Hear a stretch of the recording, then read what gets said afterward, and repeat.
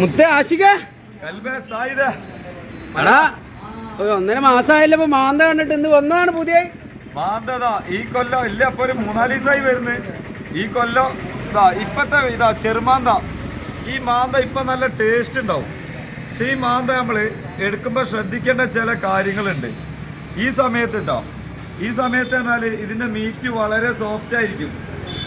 Soft ഇറച്ചിയായിരിക്കും. കൂടുതൽ എന്താ വരുന്നത്, തള കൂടരുത്. വേവ് കൂടിക്കഴിഞ്ഞാൽ മീനിന്റെ കാമ്പ് എന്താവും, പിഞ്ഞാണ്ട് പോവും.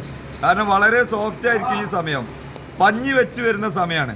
മാന്തക്ക് പഞ്ഞി വെച്ച് വരുന്ന സമയമാകുമ്പോൾ അതിൻ്റെ ശരീരം ഒന്ന് സോഫ്റ്റ് ആയി കൊടുക്കും. ഈ പഞ്ഞി ഇറങ്ങിയതിൻ്റെ സമയത്താണ് മീനൊന്ന് ടെമ്പർ ആവുള്ളൂ. അപ്പോൾ ഈ സമയത്ത് നമ്മൾ മാന്ത പൊരിക്കുകയാണെങ്കിലും വേവിക്കുകയാണെങ്കിലും ഒരു എന്താ നോർമൽ വേവ്, ഒരു കറിയൊക്കെ ഒന്ന് തിളച്ചതിന് ശേഷം എന്ത് ചെയ്താൽ മതി, മാന്ത കറിയിലിട്ടാൽ മതി.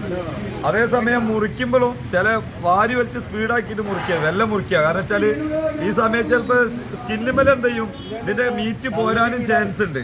ഓക്കെ. അപ്പോൾ പിന്നെ നമ്മളെന്താ പറയാനുള്ളത് വെച്ചാൽ, മാന്ത അലർജി ഉള്ള ആളുകൾ കഴിക്കരുത്.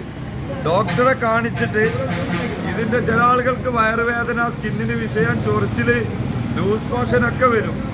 അപ്പം എന്താ ചെയ്യരുത്, നമ്മൾ ഒരിക്കലും മാന്ത അലർജി ഉള്ള ആളുകൾ കഴിക്കാണ്ടിരിക്കുക, പൂർണ്ണമായിട്ട് ഒഴിവാക്കുക. ഇതാ മെയിൻ പ്രശ്നം. പിന്നെ ഈ ഒരു കറുപ്പ് ബ്ലാക്ക് ചിറക്, ഇത് നമ്മൾ ഒഴിവാക്കിയിട്ട് കഴിച്ചു നോക്കുക. ചില ആളുകൾ ഇത് ഒഴിവാക്കൂല.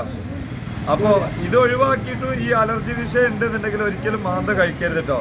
കാരണം കടലിൻ്റെ അടിത്തട്ടിൽ അത് ചളിയിൽ ജീവിക്കുന്ന സാധനമാണ് ഈ മാന്ത എന്ന് പറഞ്ഞ സാധനം. അപ്പോൾ ഒരിക്കലും അത് അങ്ങനത്തെ ഒരു ഉള്ള അലർജി ഉള്ള ആളുകളാണെങ്കിൽ ഒരിക്കലും കഴിക്കരുത്. ഓക്കെ. അപ്പൊ ഈ സമയത്ത് മാന്തന്റെ ഒരു പ്രത്യേകത ഉണ്ട് പറയുന്നത്, സോഫ്റ്റ് ആയിരിക്കും കേട്ടോ, നല്ല ടേസ്റ്റ് ഉണ്ടായിരിക്കും, പൊരിക്കാനായാലും കറി വെക്കാനായാലും. ഓക്കെ കൽബ. ഓക്കെ.